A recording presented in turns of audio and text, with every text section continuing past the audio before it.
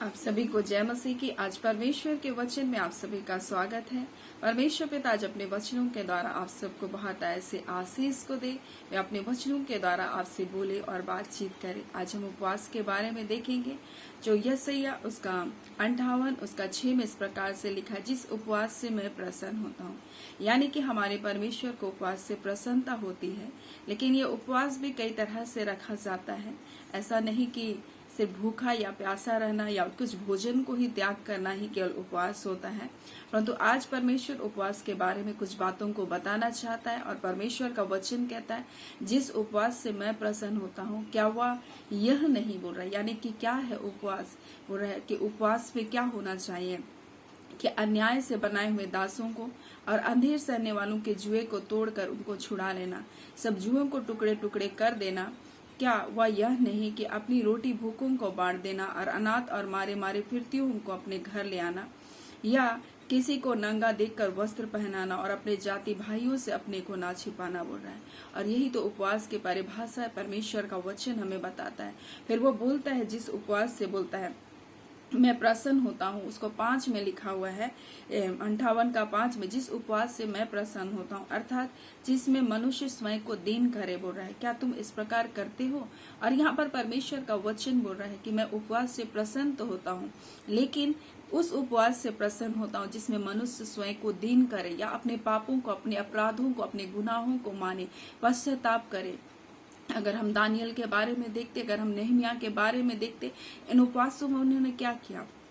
इन उपवासों में उन्होंने, योना के समय में हम लोग देखते हैं किस प्रकार से निनवे के लोगों ने क्या किया। उपवास के समय उन्होंने अपने आप को परमेश्वर के सामने नम्र किया, उन्होंने अपने आप को परमेश्वर के सामने दीन किया। हम देखते हैं नेहमिया के पुस्तक में किस प्रकार से उन्होंने न सिर्फ अपने पापों को परंतु अपने लोगों के पापों को भी क्या किया, वो पश्चाताप किया, वो परमेश्वर के सामने अपने गुनाहों की माफी को मांगा। और परमेश्वर बोला, मैं तो ऐसे ही उपवास से प्रसन्न होता हूँ जो जब मनुष्य अपने आप को दीन और नम्र करे। बोलता उपवास का अर्थ होता है परमेश्वर के आगे नम्र और दीन होना, केवल भूखा रहना नहीं तो वो क्या हो गया, एक प्रकार का फास्ट हो गया। एक प्रकार से हम सोचेंगे कि हम अपने शरीर को संतुलित करने के लिए लोग भूखे भी रहते हैं, तो क्या वो उपवास में गिना जाता है? नहीं, भोजन को त्यागना उपवास नहीं, परंतु उपवास वो है जब हम परमेश्वर के सामने अपने आप को नम्र करते, दीन करते और परमेश्वर से प्रार्थना करते कि परमेश्वर, हम कुछ भी नहीं कर सकते, परंतु आप हमारे जीवन में, हमें आपकी सहायता की जरूरत है, आपकी मदद की जरूरत है। और इस प्रकार से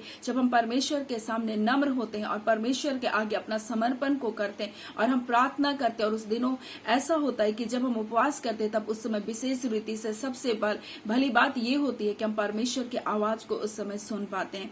और यही तो उपवास है। परंतु कई बार हम जब उपवास को रखते हैं तो हम खाना नहीं खाते और घर के सारे काम को करते हैं, सारे कार्य को हम करते रहते हैं, परंतु हम ना प्रार्थना के लिए समय निकालते हैं, ना हम वचन पढ़ने के लिए परमेश्वर के पास बैठते हैं, ना हम उसकी आवाज को सुनने के लिए उसके पास बैठे रहते। कई बार हम सिर्फ अपने ही कहकर परमेश्वर के सामने से उठ जाते, परंतु हमें परमेश्वर के निकटता में उपवास के समय ठहरे रहना चाहिए ताकि हम परमेश्वर की आवाज को भी सुन सकें। और यही तो उपवास है जिससे परमेश्वर क्या होता है, प्रसन्न होता है। और इसलिए बोल रहा है कि बोलता है कि जिस उपवास से मैं प्रसन्न होता, अर्थात जिसमें मनुष्य स्वयं को दीन करे। क्या तुम इस प्रकार से करते हो? एक सवाल है यहाँ पर। और लिखा है, क्या सिर में झाव के समान झुकाना और अपने नीचे टाट बिछाना और राख फैलाने को तुम उपवास करते हो? बोल रहा है तुम उपवास और यहोवा को प्रसन्न करने का दिन करते हो, यानी कि उपवास जो है वह परमेश्वर को प्रसन्न करने का दिन है। और इसलिए बोल रहा है कि इसी उपवास से मैं क्या होता हूँ, प्रसन्न होता हूँ। और ये उपवास का दिन परमेश्वर को प्रसन्न करने का, परमेश्वर को क्या करने का, प्रसन्न करने का एक दिन है, बोलते हैं। और हम लोग सोचते हैं उपवास तो क्या है, हमारी इच्छा को परमेश्वर से मनवाना है, हमारी मर्जी को परमेश्वर से मनवाना नहीं। उपवास अपनी इच्छा, अपनी मर्जी को मनवाना नहीं, परंतु उपवास वो है कि हम परमेश्वर की इच्छा को अपने जीवन में लेकर आना, परमेश्वर की मर्जी को अपने जीवन में चाहना। और यही उपवास है जहां मनुष्य अपने आप को नम्र करके परमेश्वर से कहता है कि परमेश्वर आपकी इच्छा मेरे जीवन में पूरी हो। फिर बोल रहा है मैं उस उपवास से प्रसन्न होता हूँ। बोलता है कि जो अन्याय से बनाए गए जुए हैं, तो अन्याय से बनाए गए जुए क्या है, जहां मनुष्य दुख, तकलीफ, पीड़ाओं को उठा रहा है और वो सोच रहा है कि नहीं, ये तकलीफ मेरे जीवन का भाग है, ये मुसीबत मेरे जीवन का भाग है। लेकिन ये शत्रु क्या करता, अन्याय के साथ आपके कांधों पर एक ऐसा ऐसा बोझ को डालता है जिसको आप उठाए फिरते हैं, परंतु आप सोचते हैं नहीं, अब मैं इस बोझ को और उठा नहीं सकता,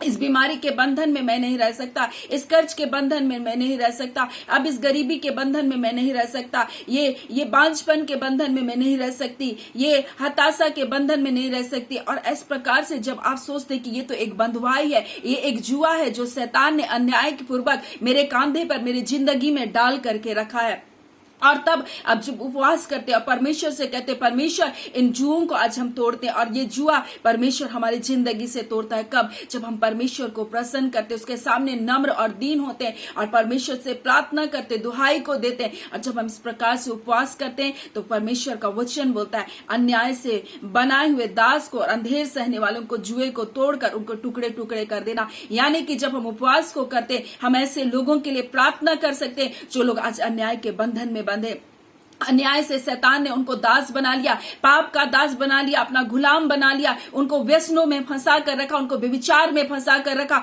उनको झूठी बातों में फंसा कर रखा, उनको अनैतिकता के संबंधों में फंसा कर रखा। आज परिवार टूट रहे, ऐसे क्या अन्याय कैसे बनाए गए, क्या है? दास है जो शैतान ने उनको बना कर रखा। और बुरा अंधेर सहने वाले लोगों के क्या है? आंसू बह रहे हैं, वो लोग रो रहे हैं और वो लोग विलाप कर रहे, प्रभु मेरी जिंदगी में कुछ होता हुआ दिखाई नहीं दे रहा।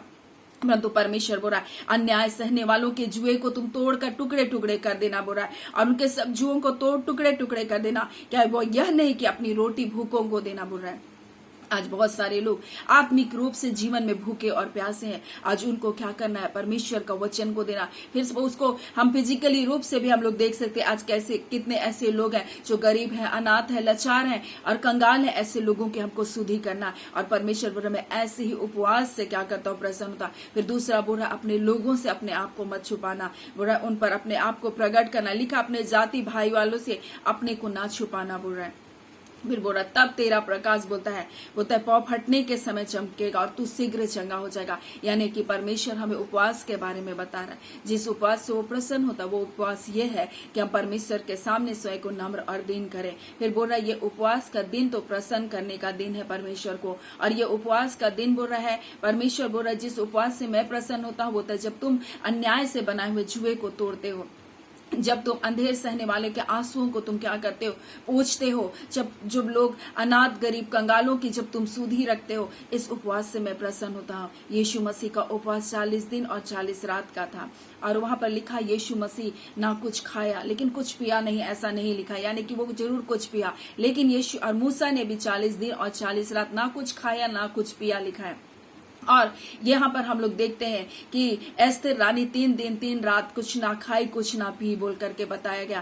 और हम लोग देखते हैं दानियल में भी 3 सप्ताह उपवास किया, जहाँ वो क्या क्या तेल और ऐसे चिकने भोजनों से अपने आप को, अच्छे भोजनों से अपने आप को अलग किया। यानी कि वो खा रहा था लेकिन ऐसे भोजन को नहीं खा रहा था जो क्या करता था, बहुत चिकना भोजन है जो राजा का भोजन है, ऐसे भोजन से, तेल से और अन्य अन्य चीजों से अपने आप को क्या कह अलग किया। यानी उपवास का अर्थ हर जगह अलग अलग है, अलग अलग दिन है, अलग अलग सप्ताह है, लेकिन अलग अलग तरीका है, लेकिन ये सब परमेश्वर के सामने अपने आप को दीन और नम्र करने का एक जरिया है, परमेश्वर को प्रसन्न करने का एक जरिया है। और इन्होंने उपवास को किया, और यीशु मसीह को तो पवित्र आत्मा से जब भरा हुआ यरदन में लौटा तब 40 दिन तक आत्मा के सिखाने से वो जंगल में फिरता रहा। यानी कि हम बोले कि आप इतना दिन उपवास करो तो आपको नहीं करना, आपको पवित्र आत्मा अगुवाई करेगा कि आप उपवास करो, आप प्रार्थना करो करके। ये किसी के कहने से आप उपवास मत कीजिए, परंतु आत्मा आप ही आपके आत्मा से बोलेगा और बातचीत करेगा। और यीशु मसीह को पवित्र आत्मा तो उभारा ताकि वो जंगल में जाए और शैतान से उसकी परीक्षा करें, और वहां 40 दिन और 40 रात तक उपवास कराता रहा। और ये मूसा की बोलता है कि परीक्षा से अधिक कठिन यीशु मसीह का परीक्षा था, क्योंकि यीशु मसीह का सामना शैतान के साथ हो रहा था। उन परीक्षाओं में हो करके वो जा रहा था, और ताकि वहां पर वो क्या है शैतान से लड़ा था। इसलिए यीशु मसीह का परीक्षा बहुत ज्यादा कठिन था। परंतु मूसा का परीक्षा मूसा का परीक्षा नहीं था। मूसा तो 40 दिन और 40 रात उपवास करके परमेश्वर के समीप गया था, जहाँ ना तो परमेश्वर के निकटता में तो भूख लगती है ना प्यास लगती है, और वो ऐसे स्थान में मूसा था।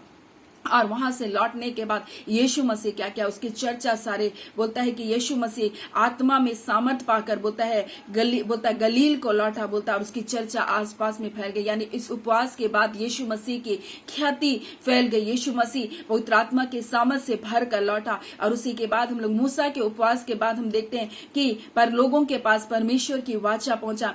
एस्तर के उपवास के बाद हम लोग देखते हैं जब उसने 3 दिन 3 रात उपवास किया, उसके बाद राजा के मन को परमेश्वर ने चलाया। और जो योजना वहां पर हम लोग देखते हैं किस प्रकार से योजना बनाया गया था वहां पर इस यहूदियों के लिए, उस योजना को परमेश्वर ने विफल किया और वहां पर उनको एक बड़ी जय को दिया। उसी प्रकार से हम लोग देखते हैं कि दानियल ने जब उपवास करके परमेश्वर से प्रार्थना किया, परमेश्वर ने भी अपने भेद को बूझने के लिए उसको बुद्धि और ज्ञान दिया और उसका प्रार्थना का उत्तर उसके पास आया। उसी प्रकार से उपवास हमारे जीवन में प्रत्युत्तर को लेता है और अलग अलग तरह से हमारे जीवन हमारे जीवन में कार्य करता है। लेकिन परमेश्वर आज अपने वचन के द्वारा बोल रहा है, तुम किस प्रकार से उपवास करते हो?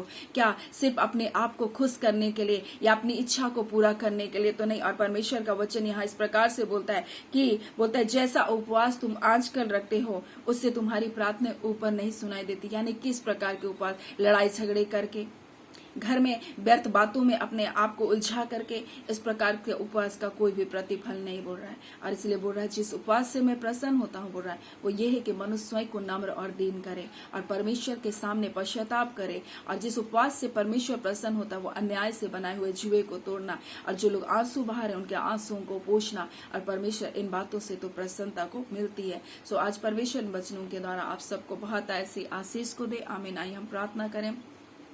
जीवित सच्चे सामर्थ्य मेरे खुदावन परमेश्वर पिता, पुत्र, पवित्र आत्मा पिता, हम सारी आदर महिमा आज के सुबह आपको देते हैं। खुदावन परमेश्वर पिता, आपके बेटे यीशु के कारण प्रभु आज जब हम आपके निकटता, आपकी हुजूरी में आने पाते हैं प्रभु, आपका धन्यवाद करते हैं। खुदावन परमेश्वर आज के दिन परमेश्वर जब आपके लोग प्रभु आपके निकटता, आपकी हुजूरी में आज के वचन को सुनने के लिए आपके निकटता आए प्रभु, आज के दिन की हर एक भलाई, आशीष, जय, छुटकारा यीशु के नाम से आपके बच्चों के जीवन में आने पाए। तमाम बंधन, व्यसन की आत्मा, हर प्रकार के निर्बलता, दुर्बलता की आत्मा यीशु के नाम से आपके बच्चों के जीवन को छोड़कर जाए। हर पीने की आदत परमेश्वर यीशु के नाम से उनके बंधन टूटे आज। हर प्रकार के जुए जो उनके जिंदगी में लादा गया, हर प्रकार का अंधकार का कार्य जो इनके जीवन में है प्रभु जी, आज हम उन सारे जुए को प्रभु जी इनके जीवन से तोड़ते, जिनके कारण आज आपके बच्चे आंसू बहा रहे और शैतान ने इनका दास अपना गुलाम बना कर रखा। आज सारी गुलामी की आत्मा को हम यीशु के नाम से इनके जीवन से तोड़ते। आज हर एक जुआ को जिनके कांधों पर रखा गया, इनका बोझ ये उठा नहीं पा रहे प्रभु, आज हर एक जुए को हम यीशु के नाम से तोड़ते। खुदावन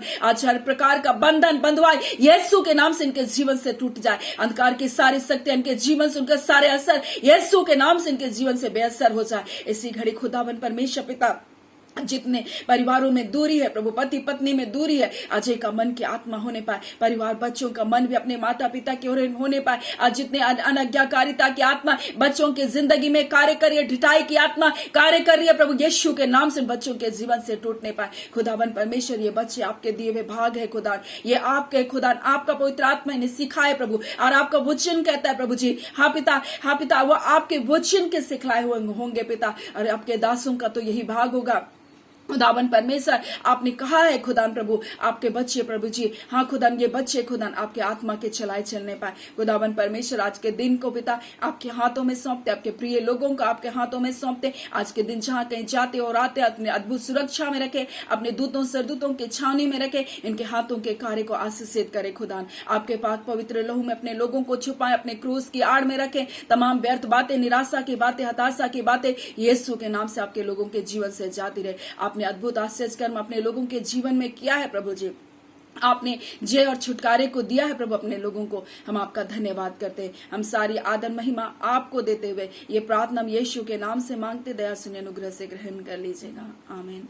परमेश्वर पिता आप सबको बहुत ऐसे आशीष को दे। आमीन।